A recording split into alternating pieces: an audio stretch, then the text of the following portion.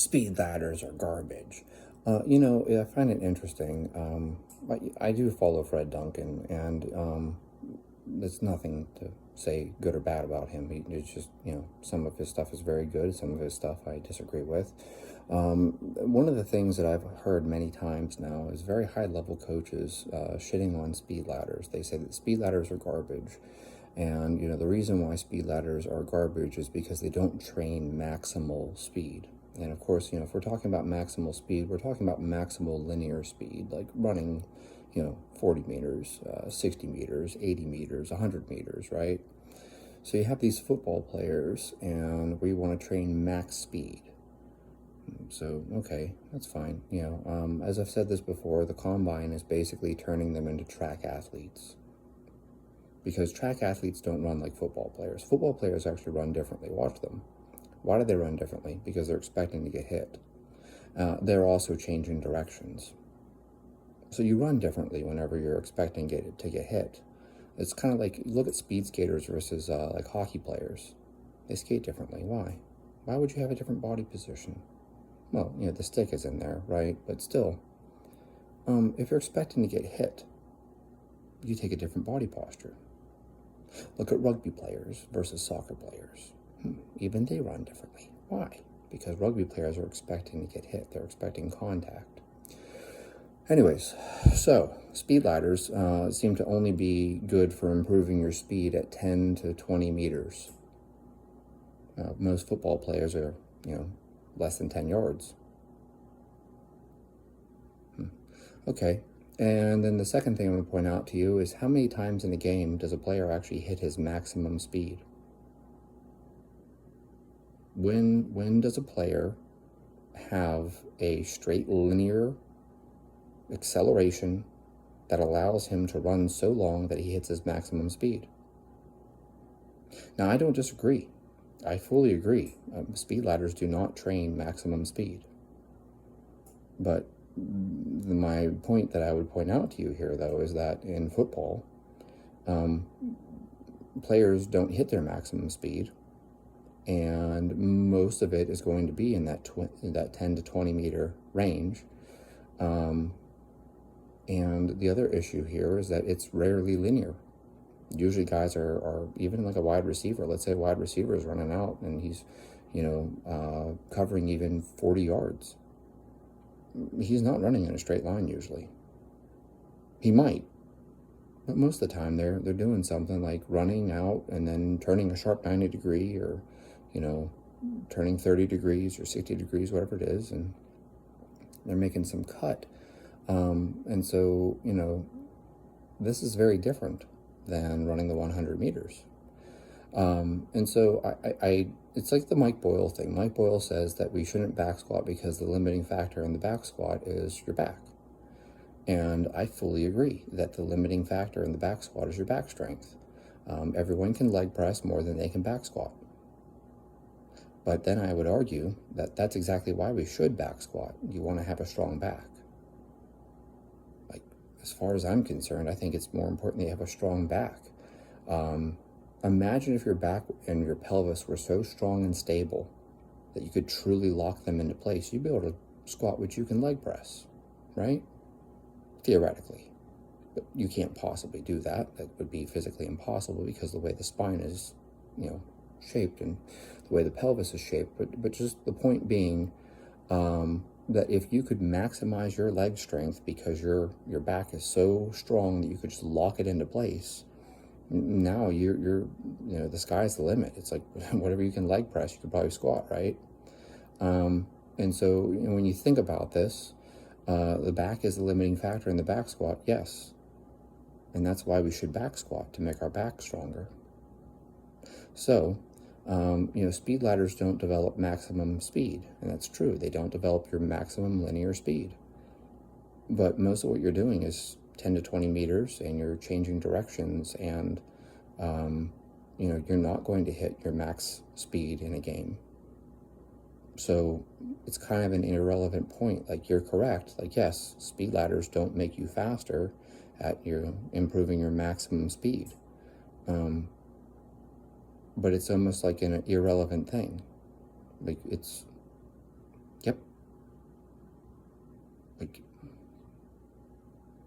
it doesn't matter. It's like if I said to you, forks aren't very good for eating soup. And it's like, well, no one uses a fork to eat soup. People use a spoon. So, we're going to discuss this tool here and say this is a bad tool for developing maximum speed. And it's like, yeah, so don't use it with your 100 meter and 200 meter runners. But like football players, it's a totally different game. And so like this is where I want to take a moment here. I realize I've rambled on and you get the point, but I just want to take a moment here to explain something that's related, but not just speed ladders.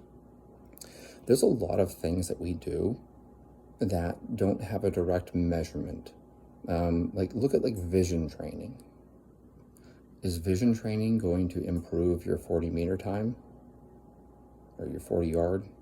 Is vision training going to improve your shuttle run? Is vision training going to, whatever physical metric it is that we're measuring in strength and conditioning, is vision training going to improve his 225 bench press?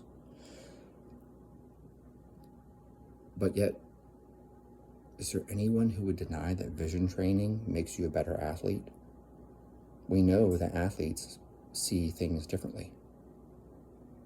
Like you look at elite level golfers and apparently their eye stays where the ball was longer than amateur golfers. You look at baseball players and apparently, the way that their vision works is they're actually predicting where the ball is going to be. There's no way you could ever possibly actually keep your eye on the ball.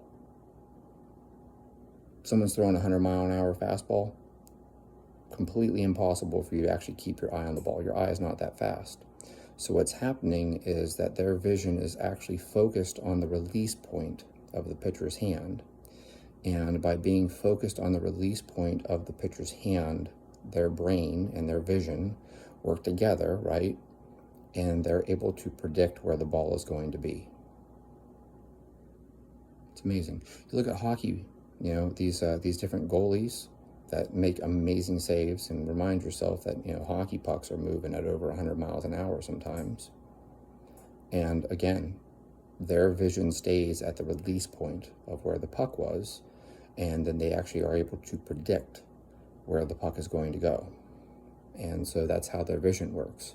So vision training makes you a better athlete, even though it doesn't improve your max speed, it doesn't improve your bench press, it doesn't, we were so focused on physical qualities. And it's kind of like the people that argue against Olympic lifts, like, well, you can generate more power with a trap bar jump. And it's like, but you're missing out on all of the factors of, coordination, timing, rhythm, all these other variables, all these other skills, all these other attributes. And so sometimes we get caught up on things. It's like, oh, well, you can generate 10,000 watts of power with a trap bar jump. And, you only generate 5,500 watts of power with a jerk. And it's like, yeah, but the jerk required far more timing and, coordination. It required balance. It required, think about, you guys don't,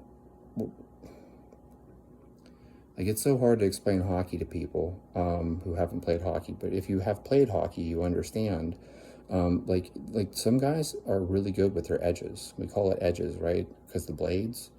And they just have good edges. And so there's guys that can come flying up at full speed and then somehow turn 90 degrees without toppling over. There are just some guys who move well. They just and I'm not just talking linear, they're just fast. No, these guys move side to side and they change directions without even they barely lose any speed. That's why they're in the NHL. That's what sets them apart. But how do we measure that in a strength and conditioning setting? There's no velocity-based training device like a GymAware or something like that, or a squat test or a bench press test that tells me that. So there's a lot of skills that exist in sport that we can't directly measure. And so sometimes I think we get caught up on these things, oh, it doesn't improve max speed. And it's yeah, but it might improve some other attribute that transfers to the field. I'm not telling you it does. Maybe it doesn't. But I am saying that the argument that it doesn't improve max speed, like, throw that argument out, because you don't hit max speed in a game anyways. So, just something to think about.